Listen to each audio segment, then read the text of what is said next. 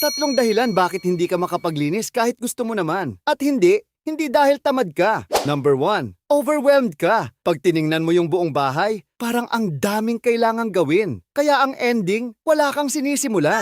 Number 2, gusto mo agad perfect. Imbis na 10 minutong ayos lang, gusto mo agad parang bagong lipat na bahay. Kaya napapagod ka pa bago magsimula. Number 3, hindi relaxing yung environment mo. Kapag magulo, mainit, mabaho, at nakaka-stress yung paligid, mas lalo kang nawawalan ng gana. Kaya isa sa mga maliit na bagay na ginagawa ko, gumagamit ako ng aromatherapy air purify humidifier. Hindi siya magic solution sa kalat, pero nakakatulong siya gawing mas presko at mas relaxing yung space. At minsan, kapag mas magaan sa pakiramdam ang paligid, mas madali ring kumilos.